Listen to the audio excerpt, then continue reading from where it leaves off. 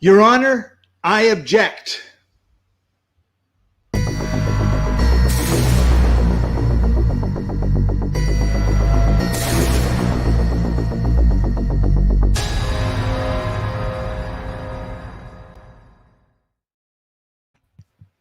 We're talking a lot about sales in this series of shows, and one of the biggest problems people have is objections.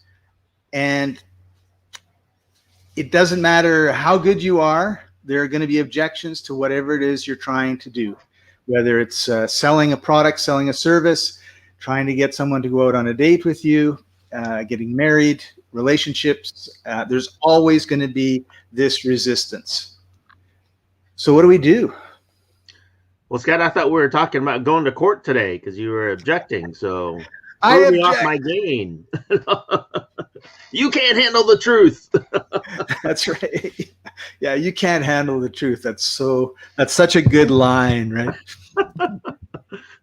So today we're going to talk about sales objections, right? So if you're looking to sell something, if you're looking to share your product or service with somebody, somebody's going to come up with something and say some kind of objection why they don't want to buy your product or service, right?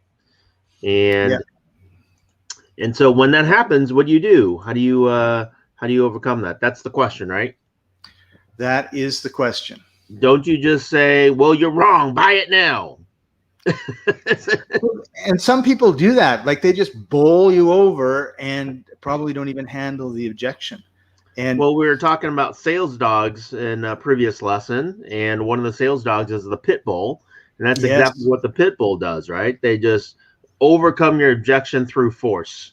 And sometimes we call that hard sales, right? And it's hard sales because you're like right in their face and you're hard in their face, right?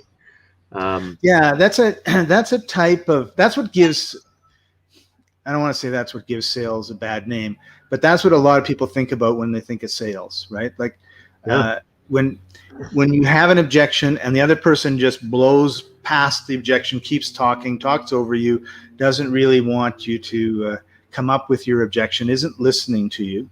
And then of course we see that a lot with telemarketers, right? Because they'll make 100 phone calls, or their computer will, and if they can get one person to actually answer, then it's like, oh my God, I've got one person, and I need to, hold on to this person as long as I can. And they become experts at asking questions and manipulating you so that you don't hang up, until eventually you just get so sick of it that you hang up. And because they're never going to stop, right? Right. And when it comes to objections, I think probably quite a few people in the world, I was introduced to network marketing, MLM companies, and I was a complete and utter failure. There's no other way to put it, right? Now, having said that, that experience set me off on a totally different path than I was before. And thank goodness I had that experience. But in terms of this specific little company and Scott, I don't think you could find anyone that was worse at it than me. Oh, trust me, there's plenty of people not very good at network marketing. Right. But I want to take the #1 spot here, and if you don't mind, Chaffee. Okay. And so, of course, after 2 or 3 years of abject failure and the bank account continually getting lower and lower and lower, I did what most people did, and I quit. And it wasn't until about 6 or 8 months after I quit that I was talking to somebody else who was in network marketing, and I don't recall if it was the same company or not. And they casually dropped a bomb. And the bomb was this: there are only 10 objections to a network marketing opportunity. And I said, why didn't anybody tell me that? And why didn't you tell me what the objections were? And why didn't you tell me what the answer to the objections are? And I did it in a very calm, deliberate, screaming at the top of my lungs sort of way. Because it's kind of like, we're going to play baseball, Chaffee, and we've got a bunch of other guys that are going to be on our team. But nobody told us that you hold the bat at the thin end, not at the thick end.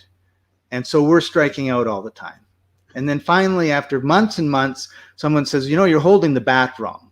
It's kind of like, why didn't you tell me like day one? And these, you know, it's just super fundamental things. So if you're in a business and you're experienced and you're bringing on a salesperson, you know what the objections are. And it's your job to teach those objections to your student, to your staff, to the people that are coming on. But it really amazes me how rare that seems to be, because I never hear people talking about, well, these are how you overcome these objections, whatever they are. Do you remember what those 10 objections are? No, I just remember that there were 10. You said there are 10 objections. There's no more than 10. You just have to learn how to deal with those 10. And it's like, this is 3 years in.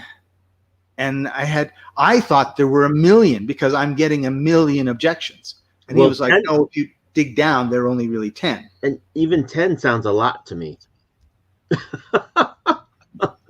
Well, really, there's only a handful of objections that are the same objections over and over and over again. So what are these handful? Well, the most common, I'll tell you the most common two, all right? The most common two objections that you'll hear are, 1, I don't have enough money, and 2, I don't have enough time, right? So those, I hear those objections about everything all the time, you know, whatever it is that you're selling. I don't have enough money, and I don't have enough time. And so, you know, those are the two biggies. And then obviously you're going to have some product or service specific objections that you can go through. Only, like I said, other than those two biggies, the other ones are just kind of like minor objections. And so, Scott, so let's just start off with addressing objections, okay? And the first thing that I want to say about objections is that when somebody gives you an objection and they don't say no, it just means I don't have enough information. I don't know enough. That's why I'm saying I don't want it yet, or I'm not sure, or that's why I'm coming up with this objection. Now, if they come out and say, no, I don't want it, that's pretty straightforward, right? That's not, I mean, that it could be interpreted as an objection, and in reality, that's a no. Okay, so if somebody just says, you know, I'd really like it, except I don't have enough money for it, that's an objection. That just means, you know, how do you overcome that objection, right? And so when you hear objections, you know, as a good salesperson, the answer is to listen to that objection and not just say, no, I'm done, I don't have the sale, right? It's really, what is that objection, and what is the root cause of that objection, and why are they bringing that objection up? And yeah, I want to go back to the no, and because I was actually just in a sales situation where I could be, I was being sold, and I said no, and the person who I have a good relationship with said okay, and we just went on to the next thing whatever it was that we were going to talk about. And the interesting thing about the no for me is that I felt like I had enough information. I didn't really want, I'd been doing some other things with him. He was a coach, and I really liked what he was doing, but I didn't want to add more onto my plate. And so I just kind of said that no. And the way that he handled it was such that the next time he has a program and he approaches me, I'm totally open to participating in it. And in 2 or 3 months, things may change in my life, and I may go to him and say, you know, that thing you were talking about, I'd like to get onto it now. So the no for me is, it's different than if you're going door to door to door and knock, knock, would you like my widget? No. Knock, knock, do you want my widget? No. You're never going to go back, and you're never going to give them, I mean, you may go back with another widget, but it's highly unlikely because there's millions of doors in a city. But that's kind of like final, and nothing ever is going to come. But when you have a relationship with people and you get the no, then how you handle the no really sets up whether there's a continuation of the relationship and there's an opportunity and we talk about this in selling, and what he's really doing is he's solving a problem I've got. He knows me, he knows what I'm doing, he knows, hey, Scott's doing this, these are the problems Scott runs into, here's how I can help him. which is a lot different than knocking door to door. So I just wanted to bring that up, is when people say no, it doesn't necessarily mean never ever anything ever again. It's just in this particular instance, no. So that's what we call nurturing a lead, right? So you're going to continue to build that relationship and nurture that lead so that sometime down the road, when they're ready, then they would give you a call. And a good example of that is my buddy is a real estate agent, and he's always looking for clients, and the client that he's looking for either has to be in the market to buy a property or to sell a property. And as we know, you don't buy and sell a property like overnight, right? So has to nurture a lead. Well, he has to, communicate and network with people and everything so that when they're ready to buy, it could be 6 months, it could be 2 years down the road, that he's built up a relationship with them that think, oh, I'm ready to buy a house now. Who should I call as my real estate agent? Oh, I should call up so-and-so because he's been, nurturing me or contacting me for the past 2 years, top of mind, right? Or if you're living in a house. Now, one of the common things that we have in my neighborhood is that there's a real estate agent that's been in my neighborhood for the past 20 years that she'll send a postcard to everybody in the neighborhood. Like, she lives in the neighborhood, she'll send a postcard in the neighborhood, and for the past 20 years, everyone knows that she's the one.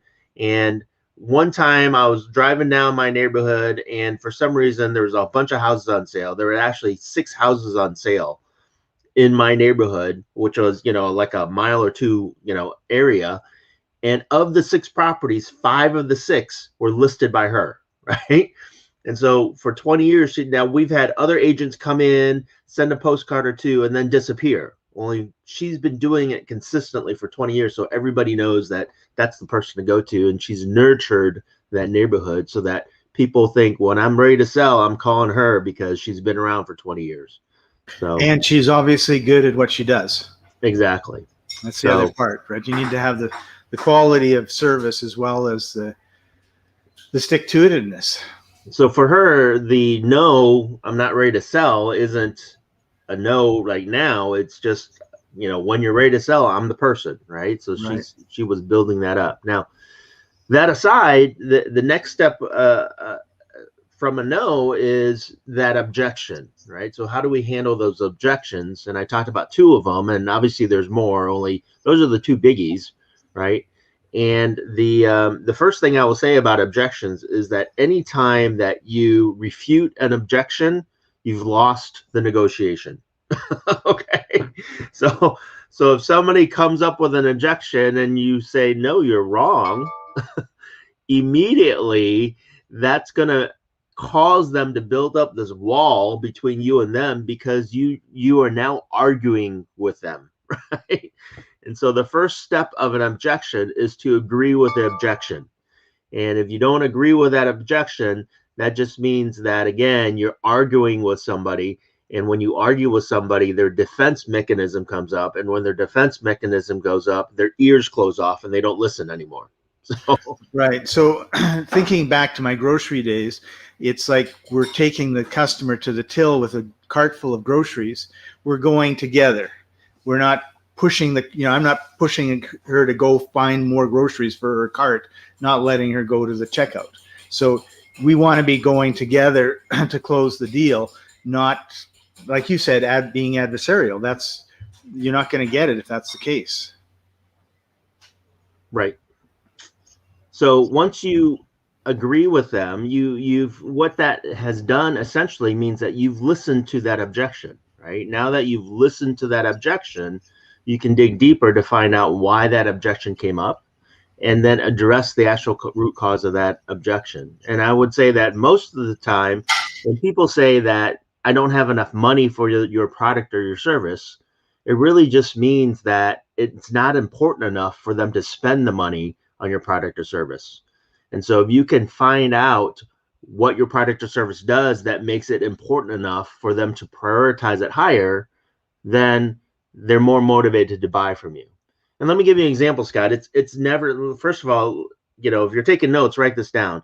It's never about the money, right? It's never about the money, because if something is important enough to somebody, they're going to find the money. Like, there's money all around. They're going to find it if it's important enough. And so one time I was at a conference, an event, and there was a friend of mine who drove down there, and it was a 3-hour drive from Chicago. And so, there's a whole bunch of people that drove down there. Only she drove down there.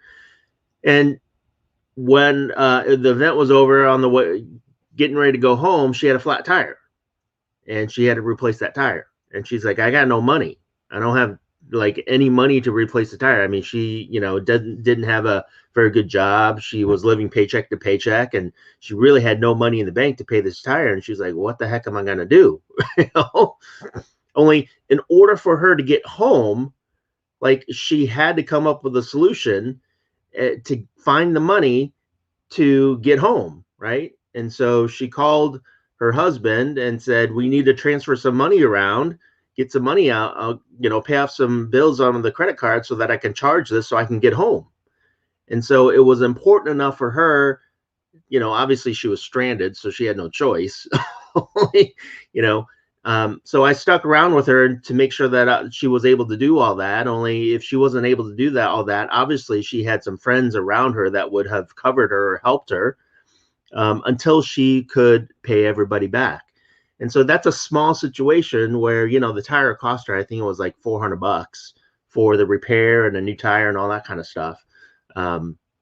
Only, again, it was important enough for her to make a bunch of phone calls, to talk to a bunch of people to figure out how to get that so that she can get home, versus just saying, I got no money, I don't have a tire, so I guess I'm just walking home, or I'm not doing anything, right? And so it's never really about the money. It's always about how important is it to you, how much of a priority is it to you in your life. And if it's important enough, you'll find the money. You'll borrow the money, you'll call a bunch of people, you'll ask for a loan, you'll do extra work, you'll get an extra job. You hear about people, single moms working 3 jobs to raise their kids. You hear about, individuals going that extra mile to support their family. Well, that's because it's important enough. And so if you can convey the importance of your product or service to an individual, then money's not the issue. It's just a matter of figuring out the solution to purchase that product or service. Yeah, that's a really well done, Chaffee. You put that together extremely well. I object. I have no objection to what you said. Okay. In fact, I think this is probably a good place to stop for today, because I'd like everyone to really, think about that. Think about some examples in your life where you've been on either side, where you've, you haven't delved deeply enough. You've argued with the person, like, no, you're wrong. And then come back next week and leave some comments, and let's continue the discussion on objections. Sounds good.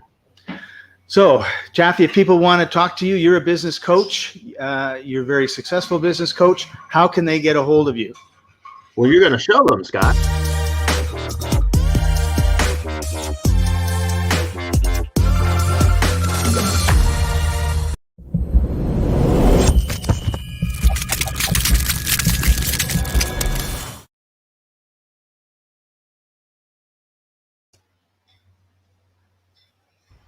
You couldn't have waited half a second more, could you?